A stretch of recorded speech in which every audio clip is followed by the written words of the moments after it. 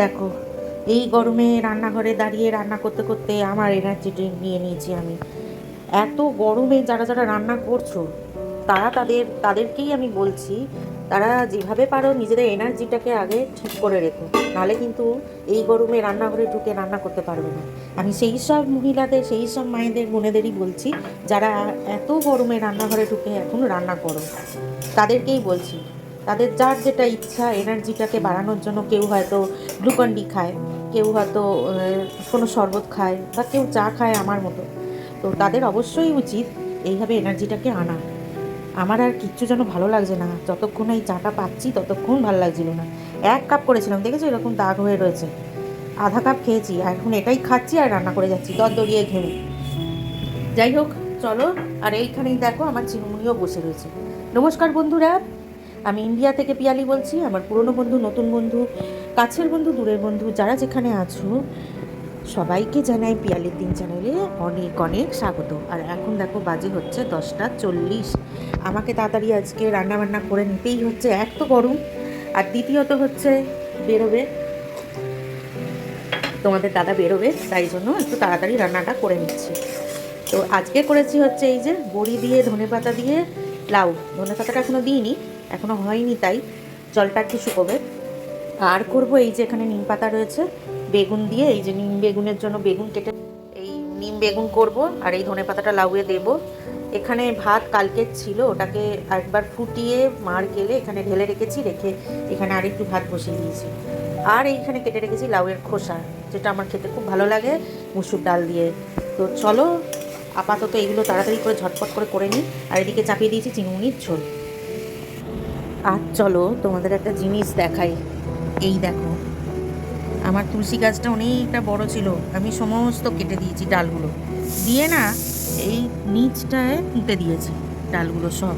মানে এইখানে একটুখানি মাটি কুপিয়ে এইখানে সব ডালগুলোকে পুঁতে দিয়েছি আমি, দিয়ে আবার একটুখানি মাটি দিয়ে দিয়েছি। আশা করি ভালোভাবে লেগে যাবে, কেননা আমি একবার একটা ডাল কেটে এখানে বসিয়েছিলাম, ওই গাছটা লেগে গেছিলো। তো আমি দেখলাম যে না, এটাও করি তাহলে।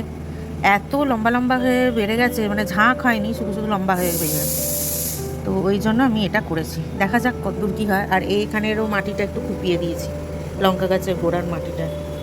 লঙ্কা সেরকম আর হচ্ছে না, আগে যা হয়েছিল হয়েছিল। চলো তাহলে পরে আসছি। এই দেখো চিনিমুনি আবার এখানে এসে গেছে। আজ করব চিংড়ি মাছের তরকারি।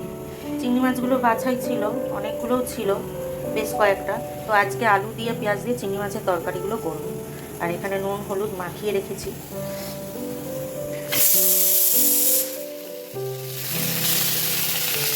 আর এই কটা মাছ রেখে দিচ্ছি, একটা বাটা করব, সেটা তোমাদের সাথে একদিন শেয়ার করব। ধনে পাতা দিয়ে পেঁয়াজ দিয়ে চিংড়ি মাছ কটা রাখলাম, এটা বাটা করে তোমাদেরকে দেখাবো যে কীভাবে করতে হয়। চিংড়ি মাছ আমি অতটা খেতে পারি না, ওরা খুব খায়। চিংড়ি মাছ খেলেই আমার খুব বুকের মধ্যে ব্যথা। তোমাদের নিশ্চয়ই অনেকেরই এরকম অ্যালার্জি থাকতে পারে চিংড়ি মাছে, আমারও এরকম অ্যালার্জি রয়েছে। চলো, এটা বেশিক্ষণ ভাজলে হবে না, অল্প একটুখানি ভেজেই তুলে নেবো।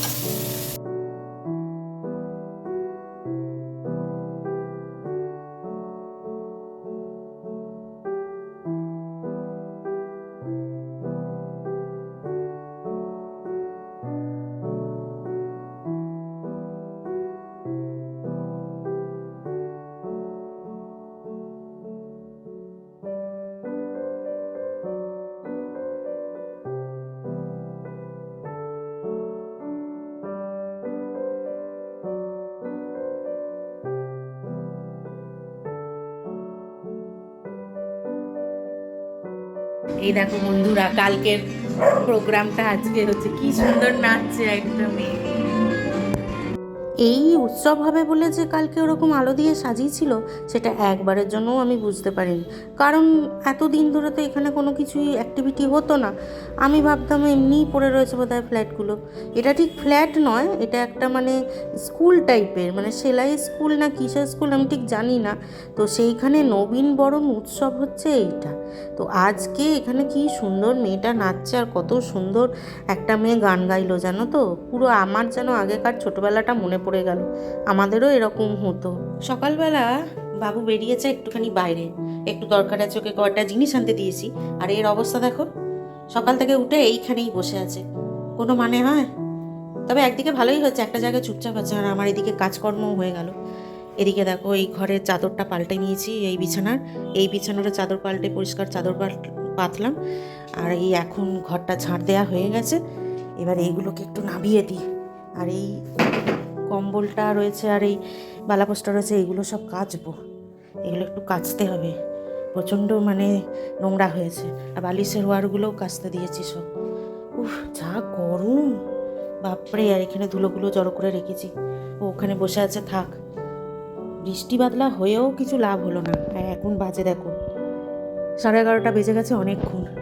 আজকে এইসব কাজকর্ম করতে গিয়ে একটু দেরি হয়ে গেল। আর এই যে দেখো বালিশের ওয়ার চাদর এগুলো কাচতে দিয়েছি, ছাদে নিয়ে যাবো না বলেছি, তাই কুই করছি।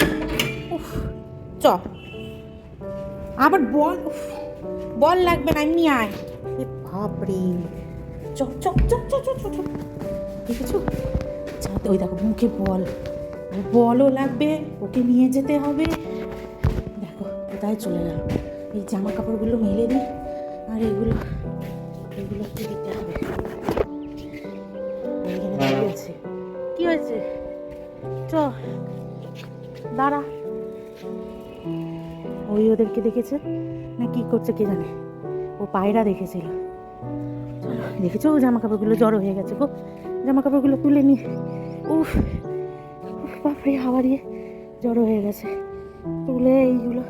চিনুমুনির কি কাণ্ড করেছে জানো বন্ধুরা? আজকে চিনুমুনি দরজাটা খোলা ছিল, উনি টাং বেরিয়ে গেছেন, একদম নিচের তলায় চলে গেছেন। এই রকম করে চলে গেছে। তো এবার নিচের তলার লোক আমাদেরকে ডেকে বলল যে এই দেখো গো, তোমাদের এই কুকুর আমাদের এইখানে দোরগোড়ায় বসে আছে। আসলে ও চিনতে পারছিল না, ব্যাস সব রকম ঘর একই রকম, তো বুঝে উঠতে পারছিল না যে কোনটা আমাদের ঘর। তারপরে বাবু গিয়ে নিয়ে এসেছে, এইবার ওকে চেপে ধরেছে, কেন তুই নিচে গেছিস?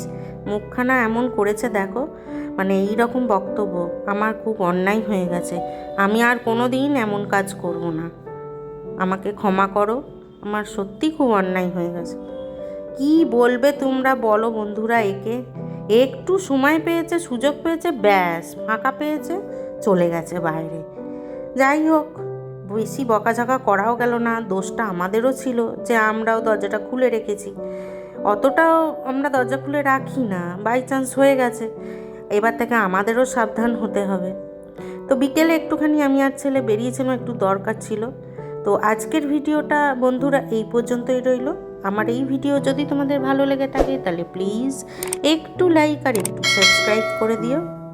আর যারা আমার ভিডিও অলরেডি সাবস্ক্রাইব করেছো তাদেরকে অনেক অনেক ধন্যবাদ। তাহলে আজকের মতো আসি, আবার কালকে চলে আসবো নতুন আর একটা ভিডিও নিয়ে। তোমরা সবাই ভালো থেকো, তোমরা সবাই সুস্থ থেকো। আজ আসি, কেমন? টাটা।